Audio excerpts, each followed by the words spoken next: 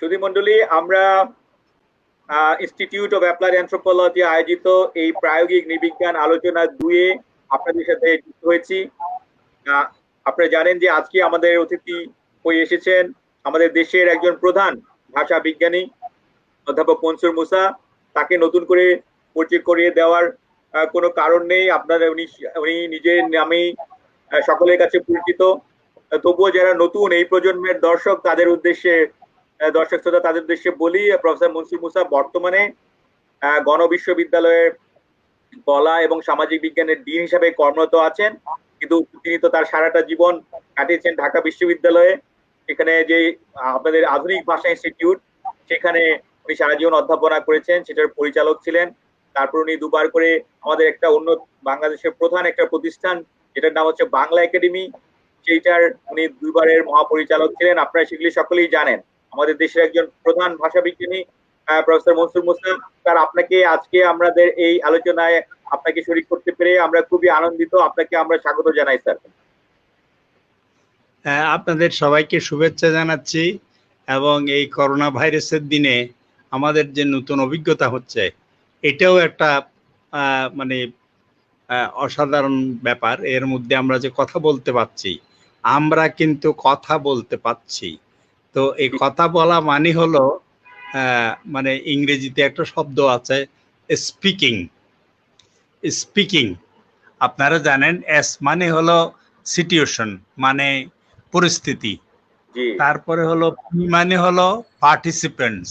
হ্যাঁ, এখন আমরা কথা বলছি, তার মানে একটা পরিস্থিতিতে আমরা কথা বলছি, এবং সিচুয়েশনটা কি, পিটা হচ্ছে পার্টিসিপেন্ট। আমি একজন পার্টিসিপেন্ট, আপনারা, আমি বক্তা, আপনারা শ্রোতা, আমরা কিন্তু পার্টিসিপেন্ট। তারপরে হলো পারপাস।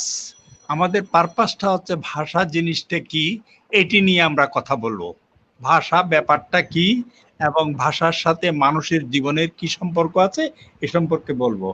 আমরা কিভাবে বলবো, আমরা একটা কি আমাদের চ্যানেলটাকে, আমাদের এক মানে হচ্ছে আমরা কথা বলছি, আমরা কিন্তু লিখছি না। লিখেও কথা বলা যায়, কিন্তু আমরা লিখছি না, আমরা মুখে কথা বলছি, ভয়েসে কথা বলছি। কি মানে হচ্ছে কি, মানে আমাদের আমরা কি ঠাট্টা করছি নাকি আমরা সহজভাবে কথা বলছি, এটা হলো কে, মানে কি।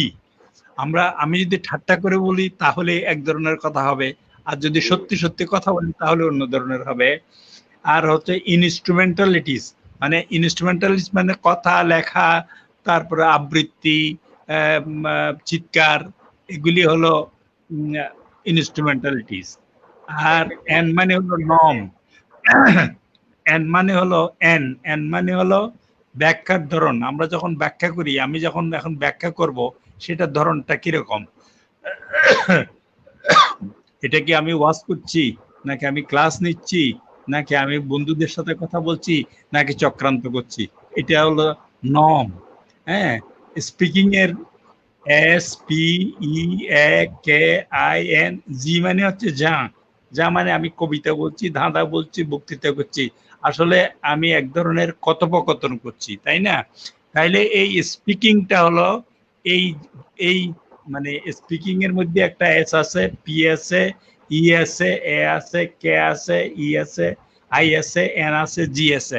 এই স্পিকিং কে যদি ভাগ করা হয়, আমারটা পরিষ্কার হচ্ছে না কেন জানি না, এটা যন্ত্রের গোলমাল। তাহলে যেহেতু আপনারা আমাকে দেখতে পাচ্ছেন, আমি কিন্তু মনে মনে আপনাদের সবাইকে দেখছি। ভাষা যাকে বলা হয় ভাষা, এটা অত্যন্ত একটি জটিল সংশ্রয়। এখন এই সংশ্রয় কথাটা আপনাদের কাছে খুব কঠিন মনে হতে পারে। সংশ্রয় মানে হচ্ছে, আসলে ইংরেজিতে বললে আপনারা সহজেই বুঝবেন, সিস্টেমের কিন্তু খুব সহজ পদ্ধতি বাংলায় নেই। মানে পদ্ধতি বললে একটা বোঝাবে, প্রণালী বললে আর একটা বোঝাবে, সেই জন্য আমরা একটা শব্দ তৈরি করেছি। এই যে আমার প্রয়োজন হয়েছে সিস্টেমের একটা শব্দ তৈরি করা, আমি প্রয়োজনে সেটা করেছি। তাহলে ভাষা হচ্ছে প্রয়োজনের হাতিয়ার। ভাষা মানুষ তৈরি করেছিল তার নিজের প্রয়োজনে। কিসের প্রয়োজন? সেটা হচ্ছে আত্মরক্ষার প্রয়োজন, আত্মপ্রকাশের প্রয়োজন। সে নিজেকে প্রকাশ করতে চেয়েছে প্রাচীনকালে, ঐতিহাসিক কালে, প্রাগৈতিহাসিক কালে। ঐতিহাসিক কাল এবং প্রাক ঐতিহাসিক কালের মধ্যে একটা পার্থক্য হচ্ছে এই, প্রাগ ঐতিহাসিক কালে মানুষ কথা বলতে পারতো, কথা বলতো ইশারায়। কথা তো শুধু মুখ দিয়ে বলা হয় না, হাতে, পায়ে, মাথায়, চোখে, নানা শরীর, সারা শরীর দিয়ে কথা বলি আমরা। সুতরাং কিন্তু ভয়েসটা, মানে যেটাকে আমরা শব্দ বলি, যেটাকে আওয়াজ বলি, যেটাকে আমরা সাউন্ড বলি, সেটা কিন্তু মানুষের ফুসফুস থেকে বাতাস বেরিয়ে অনেকগুলো পর্যায় অতিক্রম করে। এখানে কিন্তু 4টা চেম্বার আছে। হ্যাঁ, একটা হচ্ছে যে এই ওরাল চেম্বার, একটা হচ্ছে নেজাল চেম্বার, আর একটা হচ্ছে এই ফুসফুস, তারপরে আর একটা হচ্ছে শ্বাসনালী। এর ভেতর দিয়ে কতগুলি বাতাস মুখ দিয়ে বেরিয়ে আসে। আচ্ছা, বেরিয়ে তো আসলো, আমার এখানে যখন বেরিয়ে আসলো তখন আমার কিন্তু আমার কাজ শেষ। আমার বাক, যে আমার যে বাক তৈরি করা, কথা তৈরি করার কাজ শেষ। তারপরে সেটা যখন আমি আমার মুখ থেকে বেরিয়ে যাচ্ছে তখন কিন্তু এক ধরনের শব্দ তরঙ্গ সৃষ্টি হচ্ছে। পুকুরে যদি আপনি ঢিল ছোড়েন সেখানে যেরকম শব্দ তৈরি হয়, এখানেও ঠিক বাতাসের মধ্যে সেই তরঙ্গর সৃষ্টি হচ্ছে। সেই তরঙ্গটা গিয়ে আপনার কানে আঘাত করছে। আপনার কান মানে হচ্ছে শুধু কান না, কানের একটা বহিকর্ণ আছে, একটা মধ্যকর্ণ আছে, একটা অন্তকর্ণ আছে। সরি, এই 3 কর্ণ ভেদ করে এই শব্দটা পরিবর্তিত হবে। এখানে কিন্তু যে শব্দ তরঙ্গ, সেটা পরে গিয়ে সেটা বিদ্যুৎ তরঙ্গে পরিণত হবে। বিদ্যুৎ তরঙ্গটা গিয়ে এটা স্নায়ু তরঙ্গে পরিণত হবে, হয়ে আপনার মস্তিষ্কে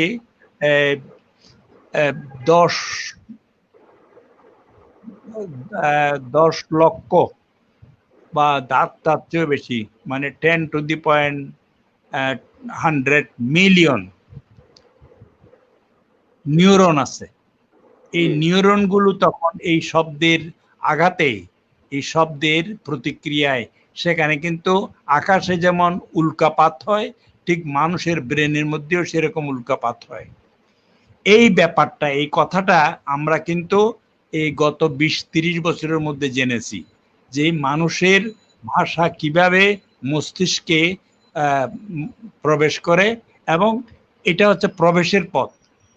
অর্থাৎ আমি প্রোডাকশন করলাম, তারপর সেটা ট্রান্সমিট করলাম, করার পরে সেটা আপনার মধ্যে, আপনি পার্টিসিপেন্ট হিসেবে, লিসনার হিসেবে সেটাকে গ্রহণ করলেন, করার পরে সেটা আপনার বডি কিন্তু সেটা প্রসেস করলো, করে দেন আপনি বলছেন, সেই বলাটা আবার তরঙ্গে আসছে, এসে আবার আমার কর্ণে আঘাত করছে। এইভাবেই কিন্তু কথাটা চলে। তো এটাই আদিম অবস্থায় তাই ছিল মানুষের।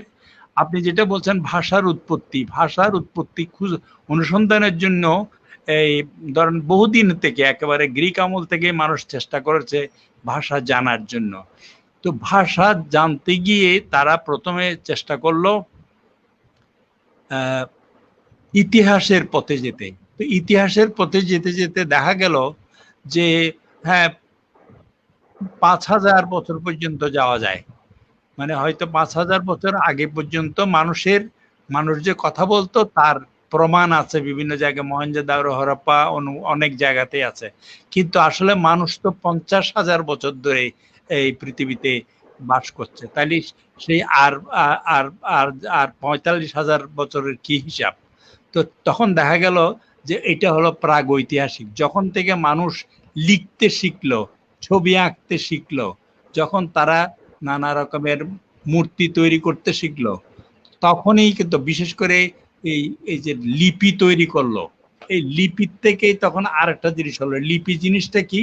আমি যা বলছি সেটা ধরে রাখার জন্য আরেকটা সংকেত তৈরি করা হলো।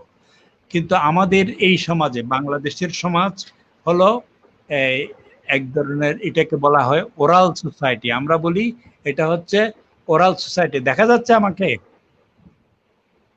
শোনা যাচ্ছে? দেখা যাচ্ছে, শোনা যাচ্ছে। জি স্যার, জি। তা এটা হচ্ছে ওরাল সোসাইটি, মানে এখানে আমরা মুখে কথা বলি, কিন্তু আমরা আবার লিখেও কথা বলি, চিঠি লিখি, তারপরে হচ্ছে দলিল দস্তাবেজ লিখি, তারপরে উইল লিখি, বহু কিছু লিখি। তাইলে এখানে লেখার ঐতিহ্য আছে এবং কথার ঐতিহ্য আছে। কিন্তু অনেক সমাজ আছে বাংলাদেশে, বাংলাদেশেও আছে, পৃথিবীর অন্যান্য জায়গায়ও আছে। পৃথিবীতে এখন বলা হয় ৬,০০০ থেকে ৭,০০০-এর মতো ভাষা আছে, কিন্তু লিপি আছে মাত্র ১০০-১০০ ভাষার, বাকিগুলোর লিপি নেই। তো যাদের লিপি নেই তারা কি করে? তারা শুধু মৌখিক কথাতেই চলে আসছে কত বছর, হাজার হাজার বছর। ধরেন সাঁওতালিরা এই দেশে ৫০,০০০ বছর ধরে আছে, কিন্তু তাদের লিপি ছিল না এই কয়েক দশক আগে পর্যন্ত। তারপরে তারা লিপি তৈরি করলো, অলচিকি বলে একটা লিপি তৈরি করে সাঁওতালি ভাষাকে অলচিকিতে রূপান্তরিত করলো। এটা হচ্ছে লিপি রক্ষা করার একটা জিনিস। তাইলে আপনারা বুঝতে পারছেন লিপি এবং ভাষা এটা কিন্তু সম্পর্কিত জিনিস। যদিও লিপি কিন্তু ভাষা নয়, এটা ভাষাকে ধরে রাখার একটা উপায়। যেমন আমরা এখন এখানে স্যার একটা ছোট প্রশ্ন করি, স্যার। যদি পৃথিবীতে তো অনেক ভাষা আছে যাদের এখনো সেরকম লিপি নেই, এখন লিপি ছাড়া কি ভাষাকে মানে অনন্তকাল বাঁচিয়ে রাখা কি সম্ভব? একটা কি ভাষার জন্য লিপি কি একটা মানে একেবারে খুবই প্রয়োজনীয়? লিপি ছাড়া কি ভাষা বাঁচতে পারে? লিপি ছাড়া ভাষা এখন বেঁচে আছে না? এখনো ধরেন আমি বললাম এই যে ৭,০০০ ভাষা যদি আছে, তার মধ্যে মাত্র ২০০ ভাষা আছে যাদের লিপি আছে, ইংরেজি, বাংলা, আরবি, উর্দু, ফার্সি ইত্যাদি। কিন্তু আপনি যদি পার্বত্য চট্টগ্রামে যান দেখবেন যে অনেক অনেক আমাদের যে নৃতাত্ত্বিক জাতি আছে তারা এখনো লিপির জগতে প্রবেশ করে নাই। হ্যাঁ, তারা কিন্তু, এবং সাঁওতালিরাও তাই ছিল, গারো, খাসিয়ারাও তাই ছিল। অর্থাৎ এরা, আমরা যেমন বঙ্গলিপি পেয়েছি, বঙ্গলিপি বলতে এই বাংলাদেশ, আসাম, উড়িয়া এই সব মিলে এক ধরনের একটা লিপি এরিয়া বলে এটাকে। আমাদের এটা বলে রাইটিং সিস্টেমের একটা এরিয়া আছে, সেই এর মধ্যে এই বঙ্গলিপিটা দিয়ে এই বাংলা, উড়িয়া, আসামি এগুলি লেখা হয়। তো এখন চাকমারা কিছু কিছু জিনিস গ্রহণ করেছে, কিন্তু সব ভাষায় সব ধ্বনি নেই। যেমন বাংলা ভাষার কতগুলি ধ্বনি আছে, ইংরেজিতে কতগুলি ধ্বনি আছে, আমাদের বোম ভাষায় কতগুলি ধ্বনি আছে, সাঁওতালিতে আছে, গারোতে আছে, খাসিয়াতে আছে। আমাদের এখানে যেহেতু কোনো জরিপ হয়নি, সেজন্য আমরা জানি না বাংলাদেশে কতগুলো অধিবাসী অর্থাৎ আদিবাসী বলেন, ক্ষুদ্র নৃতাত্ত্বিক গোষ্ঠী আছে বলেন, আমরা জানি না। এটা সম্পর্কে না ভাষা বিজ্ঞানীরা জানেন, না যারা নৃতাত্ত্বিকেরাও জানেন না। তার কারণ হলো যে এই নিয়ে কোনো জরিপ কাজ হয় নাই। আর জরিপ কাজ করতে হলে আপনাকে দ্বিভাষিক হতে হবে। দ্বিভাষিক হওয়ার মানে আপনি যদি বোম ভাষা না জানেন, বা আপনি যদি রাখাইন ভাষা না জানেন, আপনি যদি ত্রিপুরার ভাষা না জানেন, ত্রিপুরা ভাষা কিন্তু লিপি আছে, বাংলা লিপি আছে। তারপরে হচ্ছে যে ম্রোদের তো স্যার কোনো লিপি নাই, ম্রো ভাষা যেটা আর কি, ম্রো, যেটাকে ভুল করে মুরং বলা হয়, মরোতে নাই, মরোতে এখনো লিপি নেই, তবে সাউন্ড আছে। তো এখন হলো যে এই ভাষাগুলোকে রক্ষা করতে হলে প্রথমে যেটা করতে হবে সেটা হচ্ছে যে এগুলি ডকুমেন্টের, মানে এটাকে গ্রাফাইজেশন বলে, এটা সিস্টেমের নাম হলো গ্রাফাইজেশন। অর্থাৎ সাউন্ডকে আমরা গ্রাফে অর্থাৎ চিহ্নে রূপান্তরিত করব। তাই চিহ্নে রূপান্তরিত করলে তখন কোন চিহ্নের কি, যেমন এইরকম একটা চিহ্ন দিলে, হ্যাঁ, বা প্লাসের মতো একটা চিহ্ন দিলে এটা ক হতো আগে, এখন এটা প্লাসটা লেগে গিয়ে এখন এটা ক হয়ে গেছে। আগে কিন্তু একটা সম্পূর্ণ যোগ চিহ্ন ছিল প্রাচীনকালে, এখন সেটাতে এইভাবে নানা চিহ্ন দিয়ে মানুষ নানা জিনিস করে। এখন পৃথিবীতে এখনো বহু জাতি আছে, আফ্রিকাতে আছে, অস্ট্রেলিয়াতে আছে, পাপুয়া নিউগিনিতে আছে, যাদের লিপি নেই। তাই লিপি নেই মানে কিন্তু ভাষা নেই তা নয়, তারা কিন্তু কথা বলে এবং তারা এই যুগ যুগ ধরে কথা বলে আসছে, এক প্রজন্ম থেকে আরেক প্রজন্মে, এক প্রজন্ম থেকে আরেক প্রজন্মে ভাষা চলে আসছে। তাদের ভাষা কি কিছুটা বিপদগ্রস্ত? মানে যেটা ওদের ভাষা কি লিপি ছাড়া ধরেন বহুকাল কি চলতে পারবে? মানে এটা কি মনে হয় স্যার যে ভাষার জন্য লিপিটা একটা এক পর্যায়ে গুরুত্বপূর্ণ বিষয়, এরকম মনে হয় স্যার? অবশ্যই ভাষা তো একটা পর্যায়ে তো লিপির প্রয়োজন ছিল, এখনো লিপির প্রয়োজন আছে। যেমন এখনো আমরা যদিও আমরা টেকনিক্যালি অনেক অ্যাডভান্স করেছি, আমরা সেসব জিনিস কিন্তু তাদের ধরে রাখতে পারি, ওই ভাষাগুলো ধরে রাখতে পারছি। রেকর্ডিং এর আমাদের ব্যবস্থা আছে, রেকর্ডিং এর আপনি সবটা জিনিসই রেকর্ড করে রাখতে পারেন। কিন্তু রেকর্ড করলে হবে না, তো সেটাকে ভিজুয়ালি আপনাকে দেখতে হবে যে একটা ভাষা তো অত্যন্ত জটিল সংশ্রয়। আমি বলেছি ধরুন একটা একটা 20 তলা একটা বাসা, তাইলে 20 তলা বাসাতে যখন আপনি যান, একটা থাকে গ্রাউন্ড, নিচে, তারপরে মাঝখানে তারপর এরকম, এবং আবার সিঁড়ি থেকে একটা থেকে আরেকটা যাওয়ার, তাই না? কল্পনা করেন ভাষাও এরকম একটা স্ট্রাকচার। কিরকম স্ট্রাকচার? এটাতে প্রথমে ধ্বনির একটা স্তর আছে, সব ধ্বনি এই অ আ ই ক গ আলিফ বে তে সে যা যা বলেন এগুলি আছে। এটা হলো তার আওয়াজের লেভেল, ধ্বনির লেভেল। আবার ধ্বনিগুলো হয় কি, একটার সাথে একটা মিলে, আর সাথে ম মিলে আমি হয়, তোর সাথে মি মিলে তুমি হয়, এইভাবে। তাইলে ধ্বনির থেকে শব্দগুলো হচ্ছে। আচ্ছা, শব্দগুলো আবার একটা শব্দ আরেকটা শব্দের পাশে বসে বসে হ্যাঁ একটা বাক্য হচ্ছে। হ্যাঁ, আমি বাড়ি যাব। এখন হলো আমি বাড়ি যাব, এটা হলো বাংলা ভাষার স্ট্রাকচার। আমি একটা সর্বনাম, বাড়ি একটা বিশেষ্য, যাব একটি ক্রিয়া। তাহলে আমি যাব, এটা একটা বাক্য। কিন্তু ইংরেজিতে যখন বলবেন আপনি I shall or I will go home, তাইলে আমাদের কিন্তু অবজেক্টটা, বাড়িটা আগে আমরা আনি, ক্রিয়াটা পরে নিই। ইংরেজিতে ক্রিয়াটা আগে, ইয়াটা পরে, তাই না? তাই অর্থাৎ প্রত্যেকটা ভাষার নিজস্ব একটা স্ট্রাকচার আছে, কিন্তু স্ট্রাকচার থাকলেও সব ভাষার তলায় হলো তার ধ্বনি। কত রকমের ধ্বনি আছে, কতগুলি ধ্বনিকে আপনি বলছেন মূলধ্বনির সহধ্বনি আছে, আবার এই মূল রূপ আছে। মূল রূপ মানে হচ্ছে যেমন সিলেবেল, যাকে আমরা বলি সিলেবেল বা অক্ষর বলা হয়। হ্যাঁ, অক্ষরগুলো 2 অক্ষর 3 অক্ষর মিলেও একসঙ্গে হয়। তো এটা হলো আরেকটা স্তর। তাইলে একটা হচ্ছে ধ্বনির স্তর, আরেকটা হচ্ছে শব্দের বা আমরা বলি রূপের স্তর। তারপর হলো বাক্যের স্তর। বাক্য পর্যন্ত যদি বলেন, তাহলেও কিন্তু বাক্য বললেও ভাষা শেষ হচ্ছে না। তারপরে বাক্যের তো আবার অর্থ থাকতে হবে। তাইলে বাক্যতত্ত্বের পরে হলো অর্থতত্ত্ব, অর্থের পরে থাকতে হবে প্রয়োগ তত্ত্ব। তাইলে কয়টা হলো? একটা হলো ধ্বনিতত্ত্ব, একটা হলো রূপতত্ত্ব, একটা হলো এই বাক্যতত্ত্ব, আরটা হলো অর্থতত্ত্ব, আরটা হচ্ছে এই প্রয়োগ তত্ত্ব। এখন আপনি যেমন বাক্যতত্ত্বের কথা বলতে গিয়ে নোয়াম চমস্কির কথা বলতে হয়। তিনি এই প্রশ্নটা করেছিলেন যে ভাষাতে যদি শুধু শব্দ থাকে, হ্যাঁ, তারপরেও কিন্তু ভাষা অর্থপূর্ণ হয় না। যেমন কালারলেস গ্রিন আইডিয়া স্লিপ ফিউরিয়াসলি, উনি একটা বাক্য তৈরি করেছেন দেখানোর জন্য যে কালারলেস গ্রিন আইডিয়াস স্লিপ ফিউরিয়াসলি, মানে কালারলেস মানে রংহীন, হ্যাঁ, রংহীন গ্রিন আইডিয়াস সবুজ ভাবনাগুলো ঘুমায় হিংস্রভাবে। বাংলা করলে colourless green ideas sleep furious, কিন্তু ইংরেজি বাক্যের স্ট্রাকচার সেই অনুপাতে এটা কিন্তু খুব সুন্দর বাক্যটা ঠিক আছে, কিন্তু বাক্যের ভেতরে কোনো অর্থ নেই। বুঝতে পারছেন?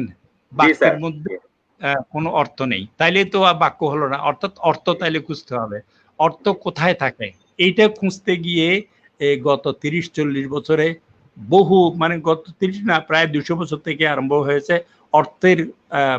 অর্থ খোঁজা। অর্থ জিনিসটা কি, কখন অর্থ কিভাবে হয়। যেমন আমার সঙ্গে এই অর্থের গরমিল হতে পারে, আমি যা বলছি আপনি তা বুঝতে পারছেন না, আপনি যা বলছেন আমি তা বুঝতে পারছি না, তখন কি হয়? ঝগড়া লাগে, মারামারি লাগে, অর্থাৎ সংঘাতের একটা কারণ হয় যদি জি, অর্থহীন বাক্য হয়। তো জি, আপনারা জানেন রবীন্দ্রনাথের একটা চমৎকার কবিতা আছে। জি, তো সেই কবিতাটা মানে মানে এতদিন আগে কেন যে রবীন্দ্রনাথ লিখেছিলেন জানি না, সেটার নাম হলো হিং টিং ছট। ঠিক ঠিক চট, জি স্যার। হিং টিং ছট। তো জি, কিন্তু এটা যদি পাঠ করেন হিং টিং ছটটা, তাইলে জি, দেখবেন যে মানে কেউ অর্থ বুঝতে পারছে না, মানে বঙ্গদেশের সবাই আসছে, কেউ অর্থ বুঝতে পারছে না। তো জি, সেটা পরে পরে দেখবেন।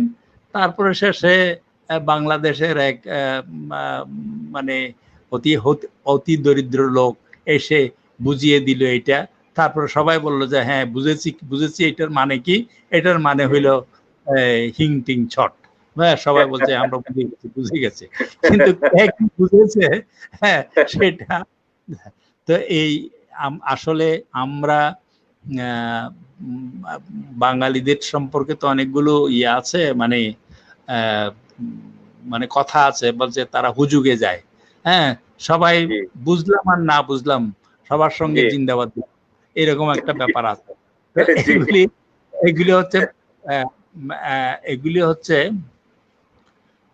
ওই যে যেটা বললাম স্যার ওই যে অর্থের ক্ষেত্রে।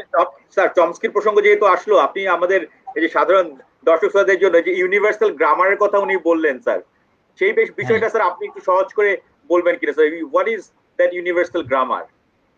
আচ্ছা, ইউনিভার্সাল গ্রামারটাকে যেটা বলা হয় সেটা হচ্ছে যে মানুষ ভাষা, দেখা যাচ্ছে যে কোনো সুস্থ স্বাভাবিক মানুষ পৃথিবীর যে কোনো জায়গায় যে কোনো সমাজে জন্মগ্রহণ করুক, জি, সেখানকার ভাষাটা তিনি রপ্ত করবেন, জি, এবং কেউ জানে না কিভাবে এটা রপ্ত করে। এখন সেটা নিয়ে গবেষণা হচ্ছে। বাংলাদেশে একটা গবেষণা হয়েছে, কিন্তু এখনো আমরা জানি না আমরা কি করে বাংলা শিখেছিলাম 3.5 বছরের মধ্যে। কারণ একজন শিশু 3.5 বছরের মধ্যেই কিন্তু প্রসেস অফ সোশ্যালাইজেশন বা সামাজিকীকরণের প্রক্রিয়ায়, অর্থাৎ মায়ের সাথে, বাবার সাথে, ভাইয়ের সাথে, বোনের সাথে, দাদি নানি এদের সাথে, অর্থাৎ পরিবারের কাছ থেকেই কিন্তু একটা ভাষা শিখে নেয়। জি, শিখে নিয়ে তারপরে সে স্কুলে যায়, স্কুলে এটা অর্জন করে, এটা সে সমাজে এসে অর্জন করে। এবং আপনার অসাধারণ যে এই 3.5 বছরের মধ্যে শিশুরা কি অসাধারণ পরিশ্রম করে একটি সিস্টেম, ওই যে বললাম স্ট্রাকচার, সেই জি, স্ট্রাকচারটা শিখে নেয়। এবং মাঝে মাঝে তারা নিজেদের মাথার ভেতরে একটা গ্রামার আছে, এটাকেই মানে সব পৃথিবীর সমস্ত মানুষের মধ্যেই একটা ব্যাকরণ আছে বলেই তারা বুঝতে পারে। যেমন এখন আমি এবং আপনি, আমরা দুইজন যে কথা বলছি, আপনি জি, কি করে আমার কথা বলছেন বুঝেন? বুঝেন তার কারণ আপনার মাথার ভেতরে যে ব্যাকরণ আছে, আমার মাথার জি, ভেতরে সেই ব্যাকরণ আছে। সুতরাং জি, আপনার আপনার এটা আমার কথা আপনি বুঝতে পারছেন, আপনার কথা আমি বুঝতে পারছি। কিন্তু আমি জি। যদি বলি অসি বঞ্জালা লস, আপনি কিছু বুঝলেন কি? বুঝতে আমি পারছি না বললাম স্যার। ওয়াশি মঞ্জালা লস, আপনি বুঝেন নাই। না, কারণ আপনার আমি যে কথাটা বললাম সেই গ্রামারটা আপনার কাছে নাই। সেটা নাই, হলো যে নাই। যদি চীনা ভাষায় বলা হয় তাহলে এরকমই বললে, মানে আমি বাংলার শিক্ষক, হ্যাঁ, ওয়াশি মঞ্জালা লস, তারা ওরা আচ্ছা, বুঝবে, আপনি বুঝবেন না। অর্থাৎ প্রত্যেক সমাজের এই তাইলে উম, প্রত্যেক প্রতিনিধির এই প্রত্যেক মানুষের এই মাথার ভেতরে একটি একটা গ্রামার থাকে, একটা স্ট্রাকচার গ্রামার থাকে। থাকে, যেটা তার মানে যেটাকে বলে জেনেটিক ইনহেরিটেন্স, জেনেটিক্যালি সে মানুষ পায়। অন্য মানুষের, অন্য অন্য প্রাণীর মধ্যে এইটা নেই। অন্য প্রাণীর, সবগুলো প্রাণী হাতি থেকে আরম্ভ করে সব প্রাণীর মধ্যে সবচেয়ে বড় আহ, মস্তিষ্ক মানে ব্রেইন হচ্ছে মানুষের, মানে জি, তার শরীরের সঙ্গে তার বুঝতে পারি। ব্রেইনের যে রেশিও, অনুপাত, সেদিক জি, থেকে এটা সবচেয়ে আহ, বড়। সেই জন্যই বড়, জি, সে কথা বলতে পারে। জি, এবং শুধু তা না, মস্তিষ্কের দুটো জায়গা আছে, একটার নাম হলো ব্রোকাস এরিয়া আর একটা হচ্ছে ভার্নিক্স এরিয়া। একটা জি, বাম পাশে একটা ডান পাশে। আপনারা জানেন যে যারা বাম হাতে লেখে জি, তাদের কিন্তু ডান ডান পাশে এটা প্রসেস হয়, বাম হাতে লিখলে ডান প্রসেস হয়, আবার সেখানে এক কক্ষ থেকে আরেক কক্ষে সেটা তারা লেনদেন করে। তো এইগুলি আমরা আগে জানতাম না। আপনি যে ভাষার উৎপত্তির কথা বললেন, তাইলে বোঝা যাচ্ছে যে পুরোনো কালে যে উৎপত্তির জন্য তারা কিন্তু একেবারে গুহা মানব পর্যন্ত গিয়েছিল, কিন্তু গিয়ে পাওয়া যায়। কারণ তখন মানে ফরাসি একাডেমি একবার নিয়ম করলো যে এইটা তুমি পারবা না, এটা বাদ দাও, এখন এই ভাষার উৎপত্তি নিয়ে আর কোনো কথা বলবা না, আর এটা আমরা জানি না, এখন জানবো না। তারপরে এই নোয়াম চমস্কি যখন আসলো, তখন হচ্ছে ডেসক্রিপটিভ এবং স্ট্রাকচারালিস্ট তারাই ডোমিনেট করছে। তারা বলছে যে হ্যাঁ স্ট্রাকচার আছে, আমরা যদি স্ট্রাকচার জানি তাইলে অন্য ভাষা শিখতে পারবো, এবং প্রত্যেকটা ভাষার ডেসক্রিপশন দেব এবং তার স্ট্রাকচারটা বের করব। যেমন এই আমি স্ট্রাকচার দুটার কথা বললাম, ইংরেজি বাংলার, ঠিক তেমনি আরবি, উর্দু বা ফার্সি, প্রত্যেকটা ভাষার নিজস্ব স্ট্রাকচার আছে, সেজন্য ওগুলি শিখতে হয়। একটা এমনি স্যার ওই যে চমস্কির আগে তো স্যার শ্বশুরও ওই যে সিগনিফায়ার এবং সিগনিফাইড দিয়ে ব্যাখ্যা করার চেষ্টা করেছে, মানে শ্বশুর থেকেও তো স্যার অনেক কিছু এসেছে। ঠিক ঠিক। এই চমস্কি জিনিস, সোসিওর কিন্তু নিজে কিছু লেখে যান নাই, উনি ক্লাসে যে বক্তৃতা দিয়েছেন সেই বক্তৃতাগুলো ছাত্ররা লিখে পরবর্তীকালে প্রকাশ করেছেন। আসলে এই ল্যাং এন্ড প্যারোলে এই কথাটা তিনি বলেছেন। ল্যাং মানে হচ্ছে ল্যাঙ্গুয়েজ, ভাষা, আর প্যারোলে মানে হচ্ছে মৌখিক কথ্য ভাষা। একটা হচ্ছে যে ভাষা অ্যাবস্ট্রাক্ট, আর একটা ভাষা হচ্ছে মৌখিক। এই দুইটাকে তিনি ভাগ করেছেন। আগে এই বিভাজনটা ছিল না। এর আগে হামবোল্ট এটা নিয়ে কাজ করেছেন। হামবোল্টেরও কাজ আছে, যা জার্মান বিশেষজ্ঞ, সেগুলি আমি দিকে যাচ্ছি না। আমি যাচ্ছি এখন ওই ভাষার উৎপত্তি বলতে যেই ধরনের কাজ আমরা 1945 আগে জানতাম, যে প্রাচীন কালের কোনোভাবে মানুষ অনুকরণ করে ডিং ডং থিওরি, তারপরে অনেকগুলো থিওরি আছে, মানে মানুষ এই শব্দ শুনে করেছে, এইভাবে নানাভাবে বলা হতো। কিন্তু আসলে ভাষাটা শেখে প্রথমে দুইজন মানুষ, ধরেন হজরত আদম এবং হাওয়া। হ্যাঁ, তারা তো কেউ কাউকে চিনত না, জানতো না, তারা দুইজন দেখা হলো। দেখা যদি হয় তখন তারা কি করবে? তখন তারা কিছু বডি ল্যাঙ্গুয়েজে কিছু কথা বলবে, তারপর সেটার সঙ্গে সাউন্ড দেবে, অর্থাৎ বডি ল্যাঙ্গুয়েজের সঙ্গে সাউন্ডের যোগাযোগ হলে এক্সচেঞ্জ হবে। তোমার নাম আদম, আচ্ছা আদম, আমি হাওয়া, এইভাবে কথা শুরু। তো এখন আমি আদম হাওয়ার কথা বলছি এই কারণে বোঝানোর জন্য, কিন্তু আসলে এই ঘটনা হয়েছে। যেমন আপনারা জানেন, যখন ইউরোপীয়রা বিভিন্ন এক্সপেডিশনে যাচ্ছে বিভিন্ন জায়গায়, কলম্বাস, তারপরে হচ্ছে যে ক্যাপ্টেন কুক, তারা গিয়ে যখন অচেনা দেশে গিয়ে অনেকেই কিন্তু জাহাজ থেকে পড়ে হারিয়ে গেছে, দ্বীপে হারিয়ে গেছে। সেখানে তাদের ভাষা তারা জানে না, এদের ভাষা তারা জানে না। এটা আপনি মেলিনোভস্কির বইতেও পাবেন, তার মার্গারেট মিডিয়াও পাবেন। তখন ওই ভাষাটা শিখতে হয়, এবং এই শিখাটা হলো এক্সচেঞ্জ। এটা হলো মানে আমি বলবো, আপনি বলবেন, আমি বলবো, আপনি বলবেন, তারপর আমরা একটা সিস্টেম গড়ে নেবো যে এটা বললে এটা বুঝবো, এটা বললে এটা বুঝবো। এটা কি? এটা বই। আপনি বললেন এটা বই। কিন্তু যদি ভদ্র মহিলা যদি ইংরেজ হয় তাহলে বলবে এটা বুক, সেও বলবে বুক। তাতে অবজেক্ট রিমেইনিং দি সেম, কিন্তু তার সাউন্ডটা চেঞ্জ হচ্ছে। বুক এক ধরনের সাউন্ড, বই আরেক ধরনের সাউন্ড, কিন্তু অবজেক্টটা একই। অবজেক্টকে আমরা বিভিন্নভাবে দেখি। তো এটা হলো আপনি যেটা বললেন। আমি ওই আপনার প্রশ্নের দিকে যাই। মানুষের উদ্ভাবিত সমস্ত ইনভেনশন বা সমস্ত আবিষ্কারের মূলে কিন্তু ভাষা নামক একটি সাংকেতিক পদ্ধতি। ভাষা কিন্তু অঙ্কটাও ভাষা, বা ভাষা অঙ্ক একই কথা। অর্থাৎ অঙ্ককে আপনি ভাষা বলতে পারেন, ভাষাকে আপনি অঙ্ক বলতে পারেন, একই।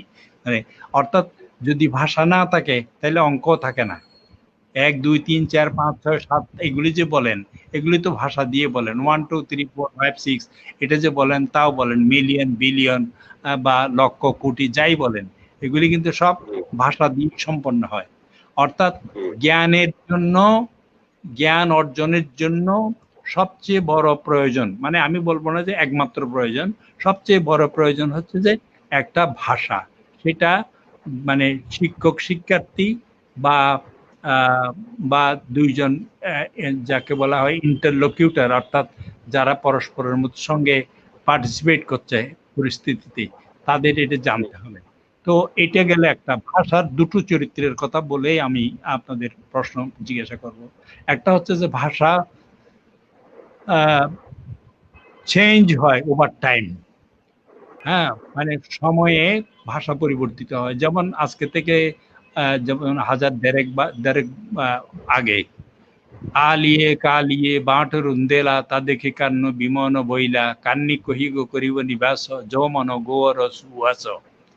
এই যে আমি কথাটা বললাম, এটা হচ্ছে চূড়াপদের কালের ভাষা। এখন তো আমরা এই ভাষায় কথা বলি না, বা হয়তো কিছুটা আমরা যারা এটা নিয়ে চর্চা করেন তারা বুঝতে পারেন। তে তিনি তিনি হো ভিন্না বনই কান্ন ভব পরিচ্ছিন্না। তার মানে এই ভাষায় কিন্তু পরিবর্তিত হয়ে এখন হয়েছে তারা তিন তিন হলো ভিন্ন। এখন বললে এটা সমকালীন কান্নপার কবিতা নাকি স্যার? এটা কান্নপার কবিতা না গান, এগুলি সবই গান। এগুলি তাইলে একটা হলো ঐতিহাসিক ভাবে পরিবর্তিত হয়, মানে টাইমের মধ্যে ভাষা পরিবর্তন হয়। তা আরেকটা হলো স্পেস।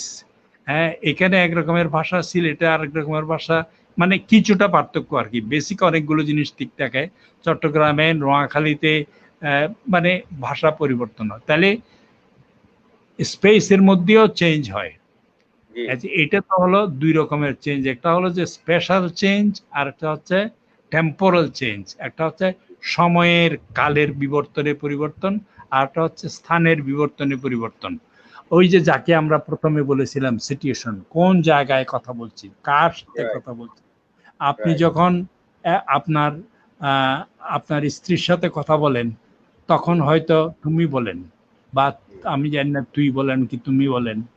তো কিন্তু আপনার ছেলে আপনাকে কিন্তু আপনি বলবে না, তুই বলবে। হ্যাঁ, এই যে নিয়ম, তুই কেন বলবে বা তুমি বলবে, তুমি, তারপরে হয়তো পরবর্তীকালে সে আপনিতে যাবে। এই যে তুই, তুমি, আপনি, এই জিনিসগুলো শেখাও কিন্তু একটা সামাজিক শিক্ষা। এটা সে স্কুলে গিয়ে শেখে যে হ্যাঁ, শিক্ষককে কিন্তু তুই বলতে নাই, এটা তাকে আপনি বলতে হবে। তাইলে এই জিনিসগুলো ভাষা কিছুটা হচ্ছে শেখা, আর কিছুটা মানে ইনহেরেন্ট, মানে সহজাত। একটা হচ্ছে সহজাত, আর একটা হচ্ছে ইনহেরিট করে। আর ভাষা কিন্তু আমরা জীবনের শুরু থেকে ভাষা শেখা শুরু করি এবং জীবনের শেষ পর্যন্ত ভাষা মানে সম্প্রসারিত হতে থাকে। আপনারা চিন্তা করেন, আপনি ছোটবেলায় যেসব কথা বলতেন, এখন কিন্তু সেগুলো বলেন না, এবং সেগুলো না বলে এখন নতুন নতুন শব্দ বলেন। প্রত্যেক দিনে নতুন শব্দ শিখছেন এবং নতুন বাক্য শিখছেন, নতুন অর্থ শিখছেন নতুন পরিস্থিতির মধ্যে। তো এই মানুষকে বিভিন্ন পরিস্থিতিতে নিজের আত্মরক্ষা করার জন্য, এবং আত্মরক্ষা এবং আত্মপরিচয় এবং আত্মজিজ্ঞাসা, এগুলির জন্য ভাষা প্রয়োজন। ভাষার সাথে যাকে বলে আইডেন্টিটি, আমি যেরকম মানুষ, আমার কথার মধ্যে কিন্তু সেটা বোঝা যাবে। আমরা কি করে বুঝি? আপনি যে কথা বলছেন, আপনি যে মাজহার, আমি যে মনসুর মুসা, আপনি কি করে বুঝতে পারছেন?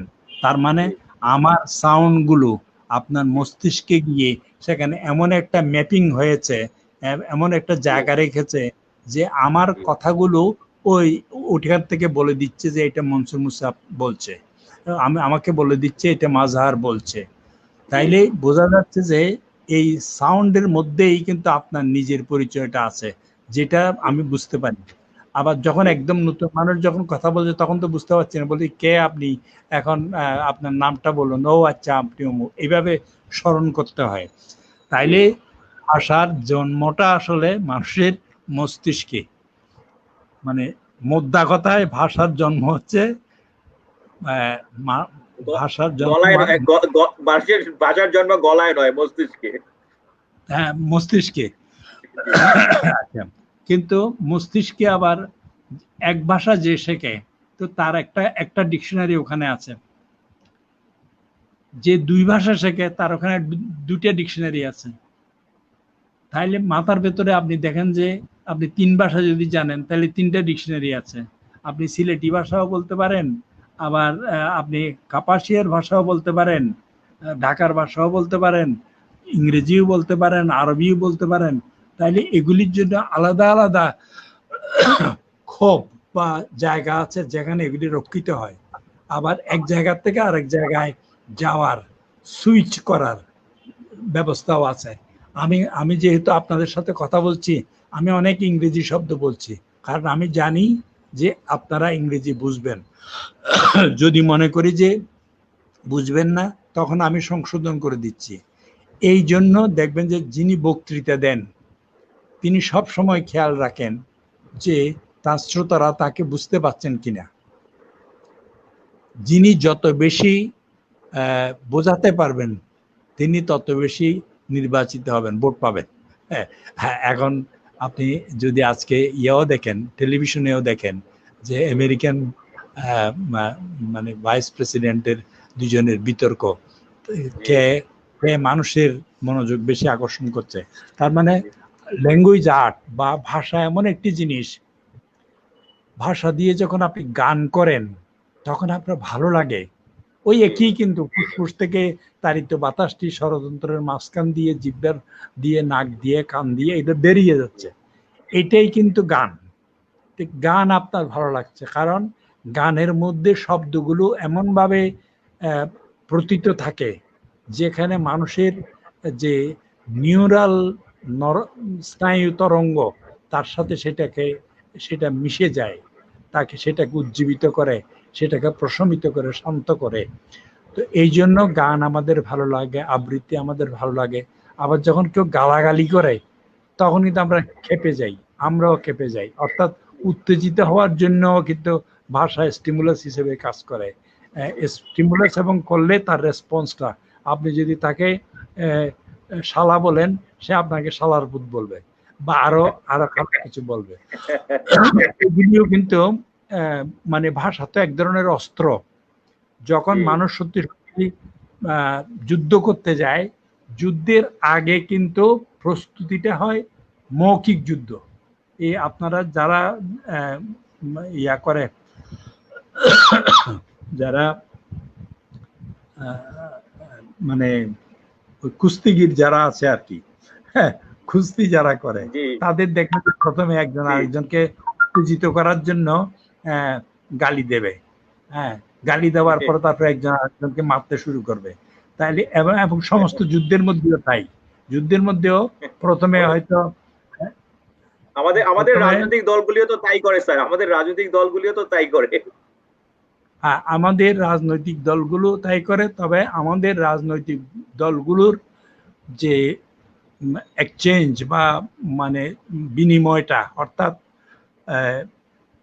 এক রাজনৈতিক দল আরেক রাজনৈতিক দলের সঙ্গে কথা বলা, আবার এক রাজনৈতিক দল যখন ভোটারদের সাথে কথা বলা, জনগণের সাথে কথা বলা, এই দুটোর মধ্যে কিন্তু পার্থক্য আছে।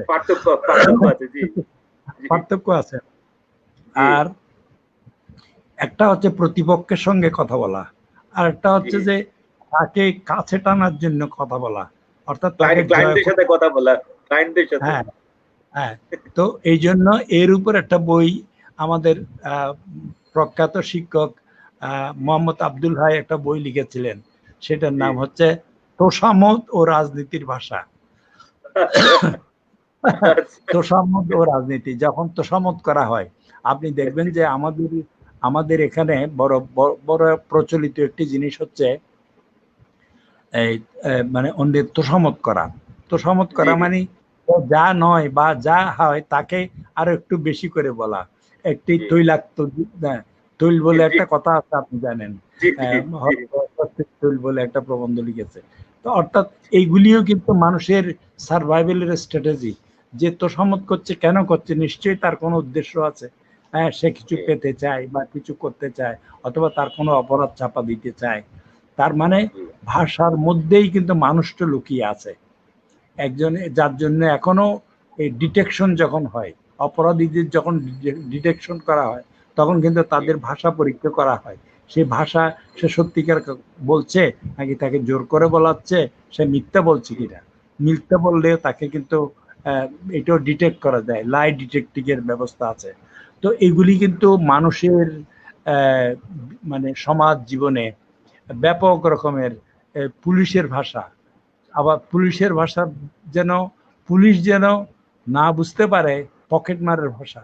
পকেটমারদের কিন্তু একটা ভাষা আছে, তারা এমন ভাবে কথা বলবে যেন পুলিশে না বোঝে, আর পুলিশের চেষ্টা করবে ও কিভাবে কথা বলে সেটা জানার জন্য। তো এই এই ব্যাপারগুলো কিন্তু ভাষা বহু রকমের কাজ করে। বললাম এটা অতি জটিল একটি সংশ্রয়, অত্যন্ত জটিল, one of the most complex system. যে মানুষ যে আহ, তৈরি করেছে, মানুষ যতগুলো সিস্টেম তৈরি করেছে, তার মধ্যে ভাষা সবচেয়ে বেশি আহ, জটিল একটি সংশ্রয়। কারণ সেটা দুই রকমের এই কাজ করে। সাপের ওই শাঁখের করাতের মতো, আসতেও যায় কাটতেও যায়। জি তুই তুই বললে খুব আদর বোঝায়, তুই বললে আবার তুচ্ছ জি বোঝায়। কখন কি তুচ্ছ বোঝাবে বোঝায়, সেটা জি জি ওই আপনার ইয়ার উপর, জি জি জেন মানে। তো এই যে বললাম যে মানুষকে যদি আপনি জানতে চান, আপনি এখন নৃতত্বে আছেন, আপনি যদি মানুষকে জানতে চান, তাহলে মানুষের ভাষা ছাড়া জি তাকে জানার কোনো উপায় নেই। আপনি মানুষকে যদি জানেন, চুপ করে যদি থাকে, তাহলে তার মনের ভেতরে কি যাচ্ছে, তার মস্তিষ্কের ভেতরে কি যাচ্ছে, সেটা আপনি বুঝতে পারবেন না। সুতরাং এই মানে আপনাকে তার ভেতরে প্রবেশ করতে হলে, সেটা অ্যানথ্রোপোলজিস্ট হন বা এথনোলজিস্ট হন, যেই হোক, তাকে কিন্তু ওই ভাষার মাধ্যমে প্রবেশ করতে হবে। আমাদের বাস্তব সমস্যা হচ্ছে এই, আমরা কিন্তু ভাষা সচেতন জাতি নই। আমরা আবেগে অত্যন্ত এক নম্বর, মানে ভাষার আবেগে আমরা রাষ্ট্র প্রতিষ্ঠা করেছি, এটা কিন্তু আমাদের গৌরবের বিষয়। কিন্তু জি ভাষার যে কলকবজা, তার যে ব্যবহার, তার যে তাকে ধারালো করা, তাকে আহ, কার্যকর করা, এমনকি আমাদের কূটনীতির ভাষাও অত্যন্ত দুর্বল, যার জন্য কূটনীতির ক্ষেত্রে আমরা পরাজিত হই। তো এই রকম অনেক ব্যাপার জি আছে, যেটা আপনি বললেন যে একটা মানব জি সমাজকে যদি জানতে চান, একটা মানুষের পরিবারকেও যদি জানতে চান, তাহলে কিন্তু সেই পরিবারে, প্রত্যেক পরিবারেই কিছু কথা থাকে যেগুলি সেই পরিবারের মধ্যে সীমাবদ্ধ, বাইরে অন্যরা জানে না। তো এই যে এটাই হচ্ছে যে ভাষার গুণ। কাজে ভাষা সম্পর্কে এখন অসাধারণ সব কাজ হচ্ছে, বিশেষ করে ল্যাঙ্গুয়েজ ডিসেবিলিটি। যেমন মনে করেন, আমাদের এখন বয়স হয়ে গেছে, আমরা অনেক জিনিস ভুলে যাই। ভুলে যাই মানে কি, নাম ভুলে যাই, নেম ড্রপিং, এটা ডাইমেনশিয়ার লক্ষণ। তো এটা কিভাবে রক্ষা করা যায়, তার জন্য চিকিৎসার ব্যবস্থা করা যায়। হ্যাঁ, এখন ভাষা বৈকল্য, মানে ভাষা বিকল হয়ে যায়, বা অনেকেই কথা বলতে পারে না, অনেকেই তোতলায়। তোতলানো, এটা এটা একটা ভাষার মানে রোগ আর কি। এটাও কিন্তু ঠিক সময়ে যদি ইন্টারভেন করা যায়, ঠিক সময়ে ধরা যায়, তাহলে এটা ঠিক করা যায়। তো এইরকম ল্যাঙ্গুয়েজ ব্যাধি, ভাষা ব্যাধি যেগুলি আছে, সেগুলোর চিকিৎসা করার ব্যবস্থা আছে। তারপরে হচ্ছে যে এখন আপনি জানেন যে মানুষের কানের ক্ষমতা হচ্ছে যে 20 হার্টস থেকে শুরু করে 20 থেকে 20,000, অর্থাৎ ডেসিবেল 20 হার্টস ডেসিবেল নিচে যদি কথা বলা জি হয়, তাহলে আপনি আপনি জি শুনতে পাবেন না। আমার কথা জি এখন শুনতে পাচ্ছেন? আমার কথা এখন শুনতে পাচ্ছেন? আমি কিন্তু আমি এখন আপনাদের 20 হার্টস এর নিচে কথা বললাম, আপনারা শুনতে পাচ্ছেন না। আবার আমি জি যদি চিৎকার করে কথা বলি, হ্যাঁ, এবং পরমাণু বোমা যখন ফাটে, তখন কিন্তু কেউ শোনে জি না, কারণ সেটার আওয়াজ 20,000 হার্টস এর বেশি। সেজন্য ডেসিবেলের মানুষ, উপরে জি তাইলে বোঝা যাচ্ছে যে আপনার কানে শোনার একটা লিমিট আছে, সেটা 20 থেকে 20,000। 20,000। এর মধ্যে যদি হয় তাহলে আপনি বুঝবেন, তার চেয়ে বেশি হইলেও বুঝবেন না, কম হলেও বুঝবেন না। তো এই অসাধারণ একটা জিনিস। মানুষ যে মানুষ হয়েছে তার একটা প্রধান উপকরণ হচ্ছে তার ভাষা। ভাষার সঙ্গে সংশ্লিষ্ট আছে তার রেশনালিটি। রেশনালিটি মানে হচ্ছে যে যুক্তিযুক্ততা, যুক্তি। হ্যাঁ, জি তার যৌক্তিকতা, তার জি লজিক্যালিটি। লজিকটা কি? লজিকটাও তো ভাষা। হ্যাঁ, জি আহ, তারপরে হচ্ছে যে অঙ্কটাও ভাষা। জি অঙ্কটাও কিন্তু mathematics is a kind of language. জি সেটাই জি জন্য আবার দেখবেন যে প্রত্যেক জ্ঞান ক্ষেত্র এগুলি হচ্ছে ডোমেইন বলা হয়। যে আপনি জি যখন অ্যানথ্রোপোলজি পড়ান তখন অনেকগুলো শব্দ জি বলেন জি যেগুলি সাধারণ কথাবার্তায় বলা হয় না, ওই ডোমেইনের শব্দ। ডাক্তাররা যখন কথা বলে আমরা কিছু বুঝি না, জি হ্যাঁ, জি কিংবা ইঞ্জিনিয়াররা যখন কথা বলে আমরা বুঝি না। এমনকি জি কৃষকরা যখন নিজেরা কথা বলে তার অনেক কিছুই আমরা বুঝি না। জি অর্থাৎ প্রত্যেকটা গ্রুপ, হিউম্যান গ্রুপস, মানে স্মল গ্রুপ বলেন আর বিগ গ্রুপ বলেন, তারা কিন্তু এই নিজেদের ভাষার একটা পরিচয় আছে, যার জন্য ভাষার কমিউনাল একটা পরিচয় আছে, কমিউনিটির একটা পরিচয় আছে। আর মজার ব্যাপার হলো, আমি আমি কথা শেষ করছি, অনেক বড় হয়েছে। আহ, কক্সবাজার থেকে শুরু করে সিচুয়ান বান্না, কক্সবাজার থেকে সিচুয়ান বান্না হচ্ছে যে চীনের দক্ষিণ পশ্চিম দক্ষিণ পূর্ব কোণে, দক্ষিণ পূর্ব কোণে ভিয়েতনামের কাছেই সিচুয়ান বান্না। এই পুরো আচ্ছা অঞ্চলটার মধ্যে 1,000-এর বেশি ভাষা প্রচলিত। এটা সবটাই কিন্তু প্রায় এই পাহাড়ি জায়গা। মানে এই কক্সবাজার থেকে, উকিয়া থেকে, এইখান জি থেকে যে ভাষাগুলো, এর জি মধ্যে 1,000 ভাষা আছে। তার বহু ভাষায় এখনো মানুষের, মানে বাইরের মানুষের আর কি, আমরা গিয়ে এগুলি জানি না। ওই কমিউনিটি গুলোর সাথেও আমাদের পরিচয় হয় নাই। কারণ এগুলির জন্য এখন মানে যে ডেডিকেশন দরকার, বিশেষ করে আহ, আমেরিকান আহ, যখন আবিষ্কৃত হয়, তারপরে ফ্রান্স বোয়াত, আহ, আহ, তারপর হচ্ছে যে এই আরো অ্যানথ্রোপোলজিস্টরাই মেইনলি, তারা বলছে যে এই ইনুইটদের কথা জানতে হলে, ইগবুদের কথা জানতে হলে তাদের ভাষা জানতে হবে। সেই জন্য তারা কিন্তু ভাষা শেখে। আর একটা কথা বলেই শেষ করি, সেটা হলো ইটালিতে রেনেসার আগেই একটা রেনেসা যে সময় হয় সেই সময়ে একটা প্রতিষ্ঠান হয়েছিল, সেটার নাম হলো আহ, ডেল্লা ক্রুস্কা। ডেল্লা ক্রুস্কা, তো ডেল্লা ক্রুস্কা হচ্ছে পৃথিবীর প্রথম ভাষা পরিকল্পনার সংস্থা। অর্থাৎ ভাষাকে পরিশ্রুত করতে হবে, সুন্দর করতে হবে, ভালো করতে হবে, উন্নত করতে হবে, ডেভেলপ করতে হবে। আপনার ছুরি যেমন আপনার কিছুদিন যদি ব্যবহার না করেন সেটা ভোঁতা হয়ে যায়, হ্যাঁ, জি যখন ব্যবহারের সময় আসে তখন সেটাকে দাঁড় দেন। জি ভাষারও কিন্তু সেরকম, ভাষা কিন্তু ব্যবহার না করলে সেটা আহ, জং পড়ে দুর্বল যাবে, হয়ে। দুর্বল হয়ে আপনি যাবে। আপনি বলেছিলেন ওই যে অনেকগুলো এন্ডেঞ্জার্ড ল্যাঙ্গুয়েজ আছে, মানে জি যাদের এখন স্পিকার খুব জি কম। কম মানে হয়তো কোনো কোনো ভাষার লাস্ট স্পিকার নাই আর, তার মানে ওই ভাষা আর পৃথিবীতে থাকবে না। এইটা ইউনেস্কো কাজ করেছে অনেকেই। এইগুলি ধরে রাখার জন্য একটা চেষ্টা হচ্ছে। এগুলিকে এন্ডেঞ্জার্ড ল্যাঙ্গুয়েজ বলে, যা অর্থাৎ যেগুলি একেবারে ছোট কমিউনিটি, যেগুলি লিপি নাই, এমনকি বলার ভাষাও নেই, অন্য ভাষা সেটা আহ, পেয়ে গেছে। কারণ মানুষ সাধারণত একভাষী মানুষ খুব কম পাওয়া যায়। একভাষী বা এক উপভাষী বা মানুষ পাওয়া যায় না। মানুষ এখন পৃথিবীতে প্রায় সবাই দ্বিভাষিক হয়ে যায়, বাংলা ইংরেজি, বাংলা আরবি। আমাদের এখানে দেখেন মৌলভী সাহেবেরা নিশ্চয়ই কিছু তারা আরবি জানেন, বলতে পারুক আর না পারুক কিছু তো বুঝতে পারে। সুতরাং জি তারা কিন্তু তাদের একটা সিস্টেম তারা মাথার মধ্যে পালন করে। একটা জিনিস বলেই শেষ করি, সেটা হচ্ছে যে ভাষার সাথে সংস্কৃতি মানে কালচার, একটা দেশের কালচারের সাথে, তার ঐতিহ্যের সাথে কিন্তু ভাষা জড়িত।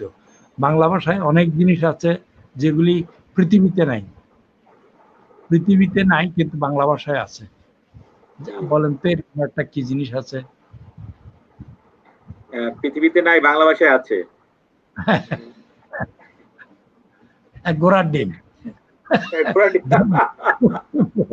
ঘোড়ার ডিম পৃথিবীতে পৃথিবীতে নাই, কিন্তু বাংলা ভাষায় আছে। হ্যাঁ, তো এখন এটা কিভাবে তৈরি হলো? হাঁসের ডিম আছে, মুরগির ডিম আছে, আর অনেক কিছু, কিন্তু ঘোড়ার ডিম নেই, কিন্তু আপনি ঘোড়ার ডিম তৈরি করছেন। তো এইরকম প্রচুর জিনিস আমরা অন্য জিনিস বোঝানোর জন্য সুভাষণ, অর্থাৎ অসম্ভব একটা জিনিস কেউ সম্ভব করতে পারে। ভাষার তিনটা দিক, ভাষা ইতিহাসকে ধারণ করে, ভাষা সমকালকে ধারণ করে, ভাষা ভবিষ্যৎকালকে ধারণ করে, ভাষা বাস্তবতাকে ধারণ করে। পৃথিবীতে যা কিছুই আছে কোনো না কোনো ভাবে সেটা ভাষায় আমরা প্রকাশ করি, কিন্তু কোথাও কিছু নাই কল্পনায়। বহু রূপকথা উপকথা আছে যেগুলি আসলে কোনোদিনই ছিল না, কোনোদিনই নাই, কিন্তু ভাষায় আছে। তাইলে ভাষার কল্পনাতেও, কল্পনার জন্য ভাষার প্রয়োজন আছে। যেমন অনেক আমাদের ইসলাম ধর্মীয় আছে না, ওই যে বোর্রাক, যেটা উটের মধ্যে পাখি, তো এরকম ধরনের কোনো জিনিস কিন্তু নাই পৃথিবীতে, কিন্তু আমরা তৈরি করেছি, আমরা তৈরি করে সেটা করে আমরা যাই, কিন্তু আসলে এটা সত্য নয়। এটা হলো মানে এক ধরনের মিথ আর কি, আমরা মিথের মধ্যে চলি। তো মিথগুলো রক্ষিত হয় ভাষার মাধ্যমে। এবং স্যার, ওই যে আমাদের হাট্টিমা টিম তারা মাঠে পারে ডিম, হাট্টিমা টিম আর কিছু নাই স্যার। নাই, কিন্তু ওটা ছন্দের জন্য আছে, বাচ্চাদের পড়ানোর জন্য আছে, ছেলে পড়ানো করার জন্য আছে। তো এই যে ভাষা, এটা দিয়ে সাহিত্য তৈরি হয়েছে, গান তৈরি হয়েছে, এটা দিয়ে এই মানে মানে আপনি বলবেন যে ধর্মীয় গ্রন্থ যদি বলেন, ধর্মগ্রন্থগুলো তৈরি হয়েছে, যেমন ত্রিপিটক, তারপরে ধরেন চতুর্বেদ, তারপরে হচ্ছে কোরআন, বাইবেল, ওল্ড টেস্টামেন্ট, এগুলি সবই ভাষাতেই আছে। সুতরাং ভাষাতে ধর্মও আছে, ভাষাতে বিজ্ঞানের সমস্ত জিনিসই ভাষাতে আছে। সুতরাং ভাষা হচ্ছে আধার। কিসের আধার? জ্ঞানের এবং মানুষের সৃজনশীলতার আধার।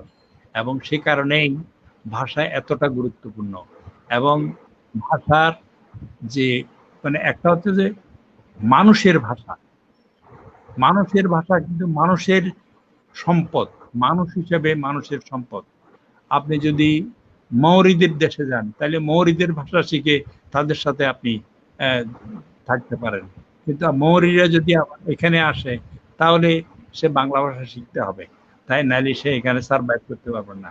সেই জন্য ভাষার বহু সর্বব্যাপী একটা প্রয়োজন রয়ে গেছে সব বিষয়ের জন্য। তো কিন্তু সেই অনুপাতে ওই যে বললাম, আমাদের ভাষা আন্দোলনের মাধ্যমে আমরা ভাষার যে মর্যাদাটা প্রতিষ্ঠা করেছি, কিন্তু তার ভেতরে প্রবেশ করে তার যে অন্তর্নিহিত শক্তি এবং দুর্বলতা, তার অন্তর্নিহিত যে সৌন্দর্য এবং তার যে অন্তর্নিহিত মানে ছন্দ, সেই জিনিসগুলো আমরা কিন্তু আবিষ্কার করিনি এখনো। আমাদের সেই সুযোগ হয় নাই, বা সেই চৈতন্য গড়ে ওঠে নাই। বাংলাদেশের রাষ্ট্রভাষা বাংলা, এটা আমাদের সংবিধানের ৩য় ধারায় আছে, কিন্তু আপনি দেখবেন যে বাংলাদেশের বহু জায়গায় আছে সব ইংরেজি জিনিস, তার মধ্যে মানে বাংলা হরফ। বাংলাদেশের বেশিরভাগ সাইনবোর্ডই তো ইংরেজিতে, বেশিরভাগ সাইনবোর্ডই রাস্তাঘাটে যত সাইনবোর্ড আছে। হ্যাঁ, সেটাতে একটা জিনিস আমি বলি, সেটা দুটো জিনিস, একটা হচ্ছে প্রয়োজনীয় ইংরেজি এবং অপ্রয়োজনীয় ইংরেজি। যেখানে আমার প্রয়োজন, যেমন আমার আন্তর্জাতিক যে বিমানবন্দর, সেখানে শুধু ইংরেজি না, ইংরেজি, জাপানি, যতগুলো ভাষা থাকে সবগুলো থাকলে অনেক ভালো, যাদের সঙ্গে আমাদের যোগাযোগ আছে। কিন্তু আমাদের মানে টয়লেটে সেখানে মানে সেখানে ইংরেজি লেখার কোনো প্রয়োজন নাই। আরো বহু জায়গা আছে গ্রামীণ কৃষকদের, অর্থাৎ কোন জায়গায় কোন ভাষা ব্যবহার করতে হবে। বাংলা ভাষার ব্যবহার যত বাড়বে, এটার সঙ্গে রাজনৈতিক সদিচ্ছের একটা ব্যাপার আছে। আপনি জানেন, যখন বঙ্গবন্ধু বলেছিলেন আমরা যেদিন ক্ষমতায় যাব সেদিন থেকে বাংলা চালু হবে, তারপরে কিন্তু এই 75 সাল পর্যন্ত বেশ বাংলা চালু হয়েছিল। এবং আপনি এলিফ্যান্ট রোডের রাস্তাঘাটগুলো যদি দেখেন, দেখবেন যে প্রচুর দোকানের নাম, সুন্দর সুন্দর বাংলা নাম। তারপরে পরবর্তীকালে আমরা সেটা ভুলে গেছি গিয়ে এখন এখন বাংলাদেশে যতগুলো বিশ্ববিদ্যালয় আছে, প্রাইভেট বিশ্ববিদ্যালয়, 2-4-5টা বাদ দিয়ে বাকি সবটাই হচ্ছে ইংরেজি নাম, অর্থাৎ বাংলা। তো এগুলি হচ্ছে যে এক ধরনের জাতিগত অসচেতনতা, যেটা প্রয়োজন নেই।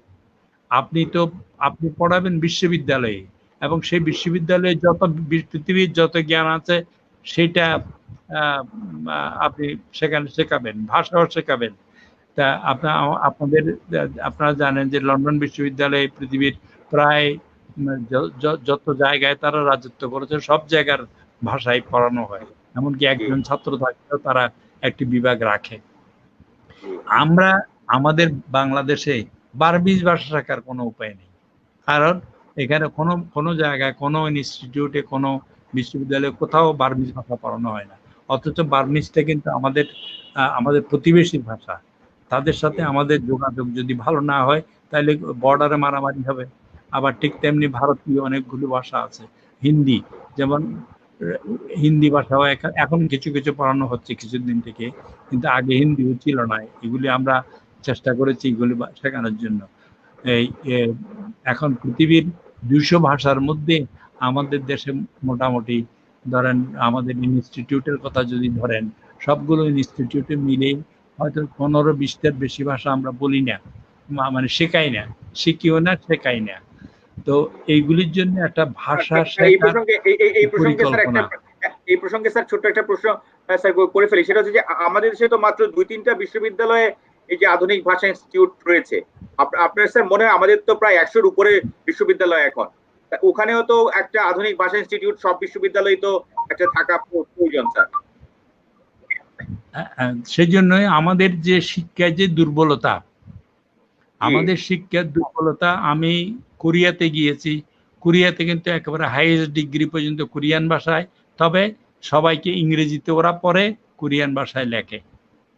আপনি আমাদের দেশে দেখবেন বঙ্কিমচন্দ্র চট্টোপাধ্যায় থেকে আরম্ভ করে সিরাজুল ইসলাম চৌধুরী পর্যন্ত যারা ইংরেজি ভাষা পড়ে বাংলা ভাষা চর্চা করেছে, তারা কিন্তু পাণ্ডিত্যে এবং জ্ঞানে অনেক বেশি প্রসারিত।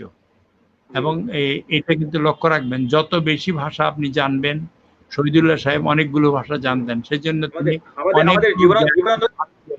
প্রবেশ করতে পেরেছেন।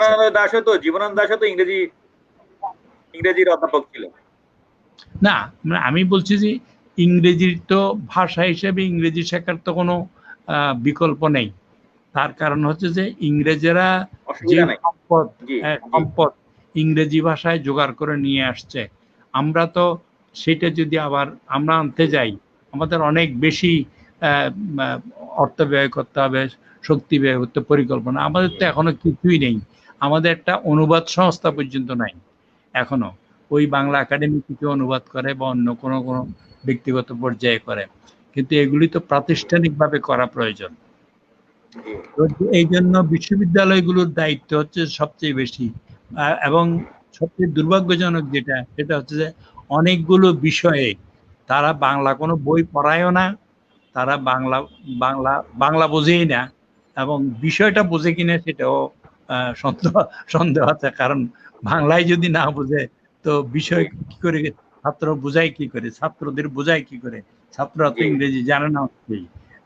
এখন তো আমাদের শিক্ষার যে অবনতি, তার একটা কারণ হচ্ছে যে আমরা বাংলা ভাষাও ঠিক মতো শেখাই না, ইংরেজিও ঠিক মতো শেখানো হয় না।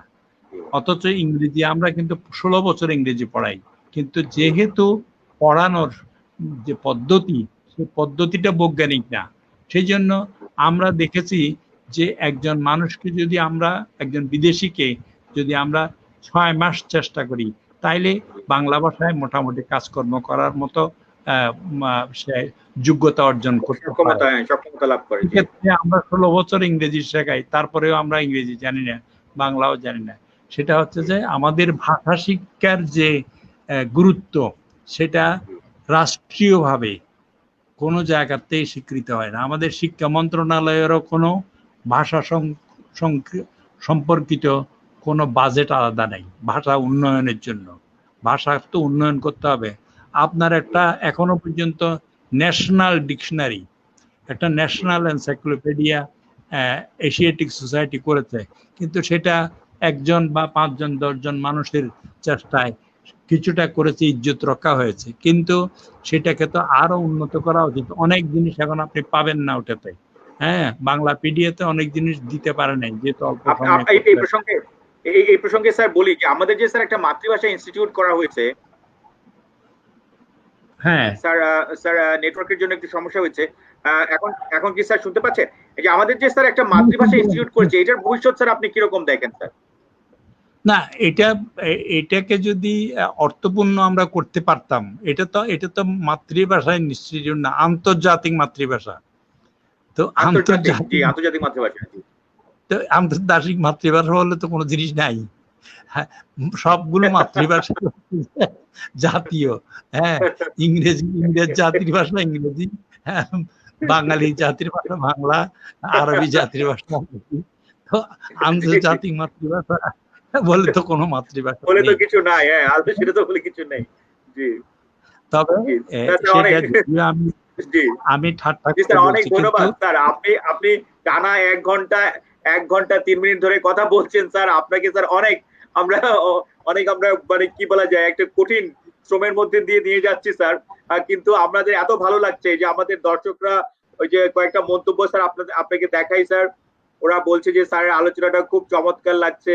তারপরে ওরা বলছে যে এনজয়িং দ্য ডিসকাশন। তারপরে বিভিন্ন জায়গা থেকে, গাজীপুর থেকে অনেকে দেখছেন, অনেকে উইসকনসিন থেকে দেখছেন, যুক্তরাষ্ট্র থেকে সবাই বলছেন যে খুব উপভোগ করছেন। কিন্তু স্যার আমরা ওই আমাদের ওয়েবিনারটা 1 ঘন্টার মধ্যে শেষ করতে চেয়েছিলাম, কিন্তু আর স্যার ছোট্ট 2টা প্রশ্ন করে আমরা স্যার আপনাকে স্যার আমরা মুক্তি দিব স্যার। একটা হচ্ছে স্যার আপনি কি তাহলে মনে করেন যে এতক্ষণ যে আমরা আলোচনা করলাম, তাহলে কি যোগাযোগই হচ্ছে ভাষার মূল কাজ, নাকি ভাষার তো আরো অনেক কাজের কথা স্যার আপনি বললেন, কিন্তু যোগাযোগটাই কি মূল কাজ, নাকি আরো সমস্ত কাজের জন্য ভাষাকে আমাদের? ভাষার তো অনেকগুলো কাজ। একটা হচ্ছে যে যোগাযোগ করা, আর একটা হচ্ছে যোগাযোগ না করা। হ্যাঁ, মুনির চৌধুরী সাহেব বলেছেন যে যোগাযোগ না করা, অর্থাৎ আপনি আপনার শত্রুকে, আপনি যদি সত্যবাদী হন এবং শত্রুর কাছে আপনার যদি বলে দেন, তো তারপর দিনেই তো সেটা আপনি যুদ্ধে পরাজিত হবেন। সুতরাং ভাষা শুধু যোগাযোগ করে না, যোগাযোগ বিচ্ছিন্ন করে। অর্থাৎ যে আপনি শত্রুর সাথে কথা বলছেন না মিত্রের সাথে কথা বলছেন, কোন ভাষায় কথা বলছেন, এবং সেটা দিয়ে মনের ভাবটাকে গোপন করছেন নাকি আপনি এটা সত্য কথা বলছেন। সেই জন্য ওই শপথ করায় না, সত্য মিথ্যা বলব না, কিন্তু তারপরে সে সবই মিথ্যা কথাই বলছে। আবুল মনসুর আহমদ সাহেবের একটা বই আছে, আপনারা জানেন, এটা হলো সত্য মিথ্যা, কিন্তু আসলে এটা সত্য মিথ্যা না। বইটার নাম যদিও উনি সত্য মিথ্যা দিয়েছেন, ওটার কিন্তু ইংরেজি বইটির অনুবাদ, ইংরেজিতে নাম ছিল পাওয়ার অফ লাই, মানে মিথ্যার শক্তি। তো তিনি পাকিস্তান আমল তো তখন ওই মিথ্যার শক্তি, এটা উনি পছন্দ করেন নাই, উনি সত্য মিথ্যা মানে ওই নামে অনুবাদ করেছেন। চমৎকার বই, আপনারা দেখলে ভালো লাগবে, এখন নতুন এডিশন দিয়েছেন। তো এখন আমার মনে হয় যে বাংলার এখন কিন্তু যদি আমরা ভাষা উন্নয়ন করতে চাই এবং করা একান্ত প্রয়োজন, কারণ পৃথিবীর 5ম বৃহৎ মাতৃভাষা, 5ম বৃহৎ মাতৃভাষা বাংলা। বাংলা আন্তর্জাতিক ভাষা, বাংলাদেশের ভাষা, ত্রিপুরা রাজ্যের ভাষা, পশ্চিমবঙ্গ রাজ্যের ভাষা, আসামে, আরো পৃথিবীর বিভিন্ন জায়গায়, এমনকি সিয়েরা লিওনেও কিন্তু ওদের 2nd ল্যাঙ্গুয়েজ। তো এইসব জিনিস মিলে যদি বাংলা ভাষার জন্য একটা ব্যাপক উন্নয়ন পরিকল্পনা করা যায়, অর্থাৎ সমস্ত জাতিগোষ্ঠী, যেমন আমাদের আমাদের যে এথনিক গ্রুপগুলো আছে তারা যেন বাংলা সহজে শিখতে পারে, সেইভাবে তাদের জন্য উপকরণ তৈরি করা। আপনি বই একটা পড়তে দিলেই তো সে পড়তে পারবে না, তাকে তার উপযোগী জিনিস দিতে হবে। যার যে রোগ, যেই ভাষায় কথা বলে সেই ভাষার উপযোগী জিনিস আপনাকে দিতে হবে। তো সেই জন্য এটা একটা প্রেসক্রিপটিভ লিঙ্গুইস্টিক্স এর কাজ, অর্থাৎ তাকে কি দেবেন, সে কি কোন ভাষায় কোন লিপিতে লিখলে তার সুবিধা হবে, এটা তার সাথে বসে কাজ করতে হবে। তো এই জন্য কিন্তু যথেষ্ট আর্থিক প্রণোদনা প্রয়োজন। আপনারা জানেন যে বাংলাদেশ এখনো কিন্তু এই পঞ্চম বৃহৎ মাতৃভাষা হওয়া সত্ত্বেও এখনো এই জাতিসংঘের স্থান পায়নি, যদিও অফিসিয়াল ভাষা নয়। হ্যাঁ, না সেটার জন্য ও জাতিসংঘের কোনো দোষ না, সেটার জন্য আমরা তৈরি কিনা। কারণ একজন মানুষ যখন একটা ভাষা থেকে আরেকটা ভাষায় অনুবাদ করে ঘন্টায় তাকে $75 দেওয়া হয়। তা আমরা কি সেটা দিতে রাজি আছি যে বাংলা করে দিলে? তারপরেও তো তারা করে কিছুটা, কিন্তু অনেকেই আছে এখন আমাদের ছেলে মেয়েদের মধ্যে অনেকেই আছে যারা ভাষা বিজ্ঞান পড়াশোনা করছে, কম্পিউটার বিজ্ঞান পড়াশোনা করছে। কম্পিউটার বিজ্ঞান এবং ভাষা বিজ্ঞানের মধ্যে অত্যন্ত ঘনিষ্ঠ সম্পর্ক, কারণ কম্পিউটারের ভাষা এটার সঙ্গে এই সাধারণ ভাষার একটা পার্থক্য আছে। আপনি এই মাউস বলতে আমরা তো ইঁদুর বুঝতাম, এখন মাউস বলতে আরেকটা জিনিস বোঝায়, অর্থাৎ একই জিনিস দিয়ে আমি অন্য। তাইলে এই যে মানে এই জিনিসগুলো কিন্তু স্পষ্টভাবে আমাদের চিন্তায় আসা উচিত। মানে পৃথিবীর অন্যান্য জায়গায়ও যারা যে সমস্ত জাতি উন্নত হয়েছে সেখানে কিন্তু তারা তাদের ভাষাকে উন্নত করেছে। ফরাসিরা করেছে, জার্মানরা করেছে, ইংরেজরা করেছে, এমনকি আরবেরাও করেছে। আরবেরাও যথেষ্ট, ইজিপ্ট এবং অন্যান্য জায়গায় ওরা কিন্তু যথেষ্ট টাকা পয়সা দিয়ে আরবি জর্ডনে করেছে, ওরা উন্নয়নের জন্য কাজ করেছে। আমরা তো এখনো একটা কর্পাসও তৈরি করতে পারিনি। মানে কর্পাস লিঙ্গুইস্টিক্স না হলে এই যে এখন যে হাজার হাজার শব্দ বাংলা ভাষায়, কোটি কোটি কোটি শব্দ আছে যেগুলি ডিকশনারিতে নাই, সেগুলি যদি আপনি আনতে চান তাহলে তো আপনাকে অর্থ ব্যয় করতে হবে। যদি 10 কোটি শব্দ আপনি পান, একটা টাকা করে খরচ করলেও তো 10 কোটি টাকা দিতে হবে। তো এইসব জিনিস আপনার চিন্তার ব্যাপার আছে। এটা পরিকল্পনা কমিশন আছে আমাদের, তাদের পরিকল্পনায় আছে জানি না, কিন্তু আমি জানি যে ভাষা পরিকল্পনা বলে একটা বিষয় আছে, যে বিষয়টা আমার অত্যন্ত প্রিয় বিষয়। দেখা যাচ্ছে যে সেটার কোনো কাজ বাংলাদেশে হয় না, বরং আমরা যত পরিকল্পনা বিরোধী কাজ করতে পারি সেটাই করি আর কি, অপরিকল্পিতভাবে। তো আপনাদের অনেক ধন্যবাদ। আপনাকে ধন্যবাদ। আপনাকে স্যার একটা শেষ প্রশ্ন করবো স্যার। শেষ প্রশ্নটা হচ্ছে, এই যে অনেকে বলছেন যে আমাদের নাটকে এবং আমাদের সাহিত্যে এই যে আমাদের যে আঞ্চলিক ভাষা, এই যে যেটা আপনি স্যার একটু করে বলছিলেন যে আমাদের যে উপভাষাগুলি আছে এবং আঞ্চলিক ভাষাগুলি আছে, যে যে আমাদের চট্টগ্রামের ভাষা, সিলেটের ভাষা, নোয়াখালীর ভাষা ইত্যাদি, এইগুলিকে নিয়ে আজকাল দেখা যাচ্ছে যে একটা বলা হচ্ছে আবার ইংরেজি মিশিয়ে বাংলা ভাষা বলা হচ্ছে, এটা আরেকটা স্ট্রিম তৈরি হচ্ছে। এইগুলি যখন আমাদের জাতীয় গণমাধ্যমে ব্যবহার করা হচ্ছে, নাটকে, সাহিত্যে ইত্যাদি ইত্যাদিতে, সেইটা কি বাংলা ভাষার ক্ষতি করছে? মানে আমাদেরকে একটা প্রমিত বাংলার চর্চাটা জরুরি, নাকি আঞ্চলিক বাংলার চর্চা করতে করতে একটা এক সময় ঋদ্ধ হবে, নাকি ক্ষতিগ্রস্ত হবে? না, এটা লাভ ক্ষতির ব্যাপার না।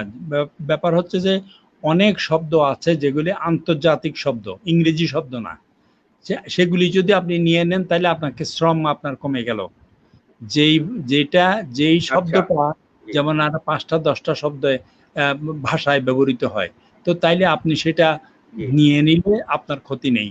কিন্তু আপনি যদি মানে অপ্রয়োজনীয় সমস্ত শব্দ নিয়ে মানে যত গার্বেজ নিয়ে আসেন, তাহলে তো ভাষার উন্নতি হবে না, ভাষার ভার বাড়বে না। প্রমথ চৌধুরী বলেছেন যে এখন আমাদের প্রয়োজন হলো ভাষার ধার বাইর করা, হ্যাঁ, ভার বাড়ানো নয়। তো আমরা ইংরেজি ভাষা অবশ্যই গ্রহণ করব, কিন্তু কারণ ইংরেজি ভাষা হচ্ছে একটা শক্তির ভাষা। আপনি যদি শক্তি অর্জন করতে চান তাহলে আপনাকে ইংরেজি শিখতে হবে। আপনি যদি ইংরেজির সাথে ঝগড়া করতে চান, পলিটিক্স করতে চান, কূটনীতি করতে চান, আপনার ইংরেজি জানতে হবে। আমাদের কূটনীতিকেরা পরাজিত হয় তার কারণ তারা ইংরেজি ভাষা শিখে যায় না। যেইটুকুন ইংরেজি তারা শিখে যায় সেটা কূটনীতির ইংরেজি না, সেটা কমিউনিকেটিভ ইংরেজি। মানে কোনো মতে yes, no, very good, thank you, আর কথায় কথায় শুধু স্যার বলা, yes sir, no sir, very good sir, এই তো। আমরা তো সব স্যার, ওই রবীন্দ্রনাথ বলছেন আমরা সবাই রাজা।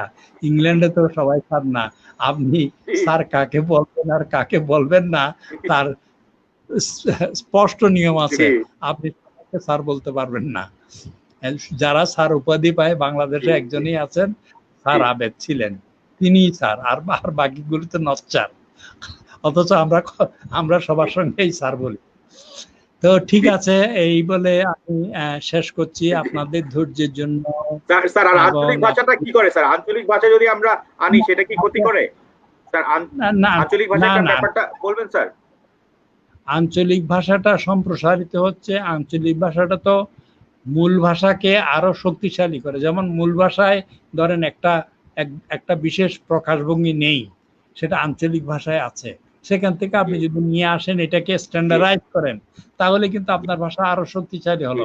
কারণ আমাদের সবগুলো আঞ্চলিক ভাষায় এমন শব্দ আছে যেগুলি স্ট্যান্ডার্ডে নেই কেন সেটার কারণ আছে, সেটা আমি আজকে ব্যাখ্যা করতে পারছি না। তো সেই জন্য আঞ্চলিক ভাষার এই বেছে বা আঞ্চলিক ভাষা গবেষণা করে সেই শব্দগুলো মূল ভাষায় নিয়ে এসে ব্যবহার করলে আপনার এখন নাট্যকাররা কিছুটা ব্যবহার করেন, কিন্তু সেটা করেন অন্য কারণে। কিন্তু মূল ভাষাকে মানে করার জন্য, মানে তাকে উন্নয়নের জন্য এগুলি করা হচ্ছে না। সেটা হচ্ছে চরিত্রের সঙ্গে সঙ্গতি রেখে চরিত্রকে ফুটিয়ে তোলার জন্য বলছে। তো সেগুলো নিয়ে প্রশ্ন আছে এবং ভাষার পদে পদে জিজ্ঞাসা। আপনি যখনই ভাষা নিয়ে কথা বলবেন, ভাষা কি, ভাষা কোত্থেকে আসলো, ভাষা কোথায় যায়, হ্যাঁ, আবার অভাষা কি, কুভাষা কি, এগুলি অনেক কথাবার্তা আছে। তো অনুসন্ধান করার জন্য আমি ওই যে স্পিকিং এর কথা বললাম, সেটা অত্যন্ত গুরুত্বপূর্ণ একটা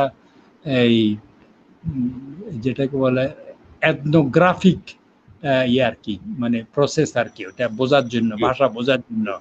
কিন্তু আমাদের মতো সমাজগুলোতে সমস্যা হয় একটা বড়, আমরা লিপিকে ভাষা মনে করি, অর্থাৎ লেখাকে ভাষা মনে করি। লেখা ভাষার একটা মানে রক্ষা করার জায়গা আগেও, কিন্তু মূল জিনিসটা তো মাথায় থাকে, সেটা কথা বলা। তো এখন এই কথা বলাটা আমাদের সুন্দর করতে হবে, এবং যত সুন্দর কথা যে বলবে, যত ভালো কথা, অর্থপূর্ণ কথা বলবে, সেই কিন্তু তত শক্তি অর্জন করবে। ল্যাঙ্গুয়েজ ইজ পাওয়ার, এটা মনে রাখতে হবে। যার ভাষা যত শক্তিশালী, তিনি তত শক্তিশালী। এই কথা বলে আপনাদের সবাইকে ধন্যবাদ জানিয়ে, অনেক ধন্যবাদ স্যার, অনেক ধন্যবাদ। আমরা আমাদের ইনস্টিটিউট অফ অ্যানথ্রোপোলজি এবং আমাদের শ্রোতা দর্শক মন্ডলী সকলের পক্ষ থেকে স্যার আপনার সুস্বাস্থ্য এবং মঙ্গল কামনা করি। আপনাকে স্যার অনেক ধন্যবাদ জানাই। আপনার সাথে স্যার আবার দেখা হবে। আপনাকে অসংখ্য ধন্যবাদ। শ্রোতা দর্শক মন্ডলী, আপনারা শুনছিলেন প্রফেসর মনসুর মুসার কথা, অনেকক্ষণ ধরে আপনারা উপভোগ করছিলেন। তো আপনাদের সবাইকে ধন্যবাদ জানিয়ে আজকের ওয়েবিনারটি আমরা এখানে শেষ করছি। আপনাদের সকলকে ধন্যবাদ। ধন্যবাদ। আচ্ছা।